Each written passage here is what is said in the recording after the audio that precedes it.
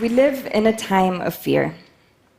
And our response to fear can either be to contract and attempt to guard ourselves, or to extend ourselves, hold on to each other, and face our fears together. What is your instinct? What do you see more of in the world? The problem with the first approach is that in our mounting isolation, we divide ourselves from others. Our sense of isolation grows because our imagination goes into overdrive about the people and the spaces that we no longer engage with. Our sense of otherness grows and we lose empathy. Today I'm going to tell you about a group of people that took the global challenge of terrorism and began creating spaces where strangers connect in solidarity. My own obsession with what I see as irrational divisions began as a child. As a fourth-generation Kenyan Muslim of Indian origin, it bothered me that in 4 generations, there wasn't a single marriage in my family outside of my small religious community. And I wondered what that was about. Was it fear? Was it racism? Was it cultural preservation? Did it have something to do with colonialism? Certainly, we didn't share a lot of the same public spaces with others. These divisions bothered me deeply, and they drove my career choices. When I was 20, the US embassies in Kenya and Tanzania were bombed. A year later, I was on my way to the Middle East to study conflict resolution. And then from that point on, it wasn't very hard for me to find insecure environments to work in, because the world was quickly shifting in what we now know as the time of terrorism. I was in Washington, D.C. when 9/11 happened. And then I moved back home to Kenya to work with refugees, and then later worked in Pakistan and in Afghanistan. In all of these places, what I noticed was how important physical spaces are to making us feel safe and well and like we belong. In 2013, I came back home to Nairobi from Afghanistan. Al-Shabaab operatives had besieged Westgate Shopping Center, killing 67 people in a day of utter horror. Soon after that, I could see how Nairobi was beginning to change, and it was beginning to feel more like the fear and terror-weary and war-torn cities that I had worked in. And Nairobi continues to grow in fear-driven ways. We see more walls, more barriers, more security. And like other parts of the world, we are experiencing an erosion of human connection. Divisions along religious lines are deepening, and we're doubting more and more how much we have in common. We are at a pivotal time when we need to restore our confidence in humanity and stand boldly and visibly together. So in 2014, I brought together a group of people in Nairobi to figure out what to do. Public intellectuals, diplomats, artists, development workers. And the group articulated our challenge as threefold. 1, to reclaim the city from the narrative of terrorism and back into the hands of the people that live there. 2, introduce a language beyond race, tribe, or religion that would help us transcend our differences. And 3, provide a gesture that would help restore empathy and conversation and trust. One of the people in this group was an artist and architect, Yazmany Arboleda. He and I have collaborated in other parts of the world over many years. He has a history of disrupting urban environments and making strangers connect in incredible, beautiful, and spectacular ways. He had an idea. The idea was to unite people of different faiths by getting them to paint each other's houses of worship, mosques, temples, synagogues, churches, paint them yellow in the name of love. By focusing on icons of faith, we would get people to re-examine the true essence of their faith, the common beliefs that we share in kindness, generosity, and friendship. By creating pathways between houses of worship within one neighborhood, we would create islands of stability and networks of people that could withstand threats. And neighbors, by picking up a paintbrush with other neighbors, would engage not just with their heads, but with their hands and with their hearts. And the painted buildings would become sculptures in the landscape that speak of people from very different backgrounds that stand together. We'd call the project Color in Faith. We loved the idea, and we immediately began approaching houses of worship, churches, temples, mosques, synagogues. Door to door, we went to more than 60 rabbis, imams, pastors, and priests. As you can imagine, bringing these communities together when prejudices are reinforced by a global pandemic of fear is not easy. It was complicated.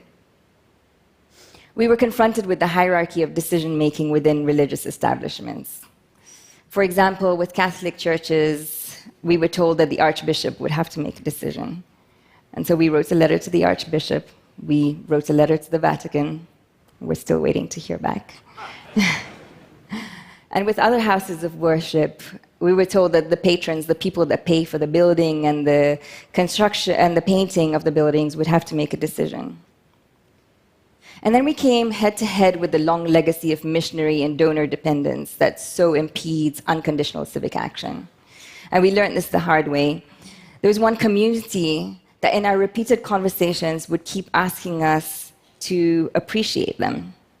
And so we would keep going back and telling them that we appreciate them. And of course, if we didn't appreciate them, we wouldn't be here.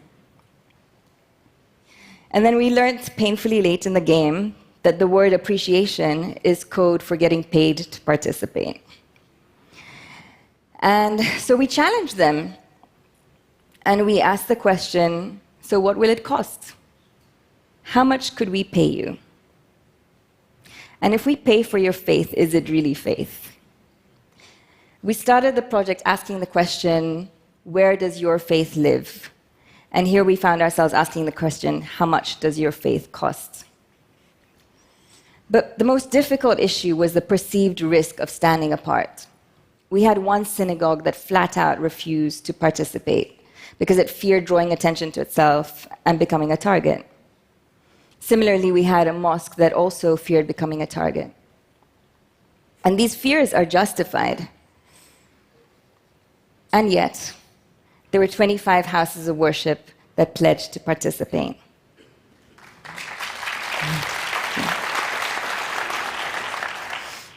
These bold leaders took the gesture and reinforced it with their own meaning. For some, it was to tell the world that they're not terrorists. For others, it was to welcome people through their doors, to ask questions. And for some, it was to bridge the gap between the older and the younger generation, which, by the way, is something that many faiths are grappling with right now. And for some, it was simply to build neighborhood solidarity in advance of feared election violence. When asked why yellow, one imam beautifully said, "Yellow is the color of the sun. The sun shines on us all equally. It does not discriminate." He and others spread the word through their congregations and over the radio. Municipal government officials stepped forward and helped with permits and with convening civil society organizations. A paint company donated 1,000 liters of yellow paint, mixed especially for us in what they now call optimistic yellow.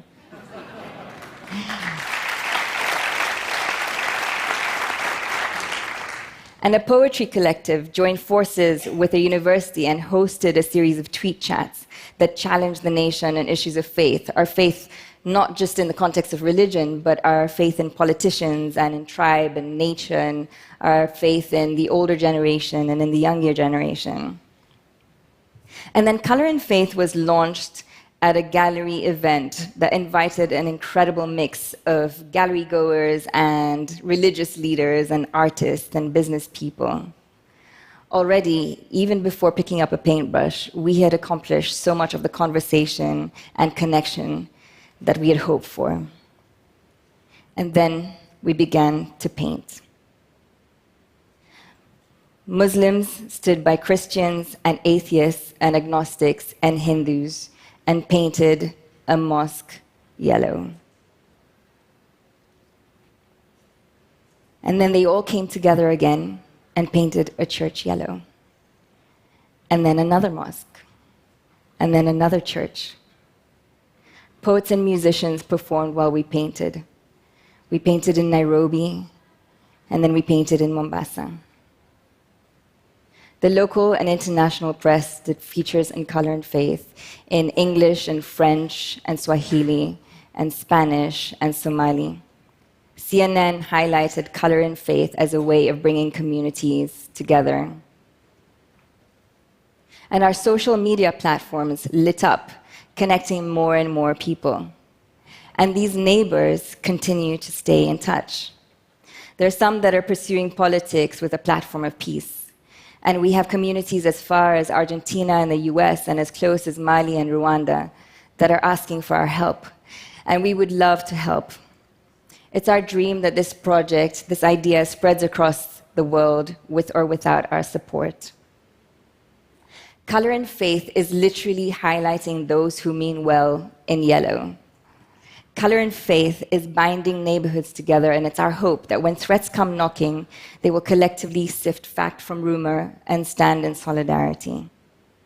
We've proven that the human family can come together and send a message far brighter and more powerful than the voices of those that wish to do us harm. Though fear is infectious, we're showing that so is hope. Thank you.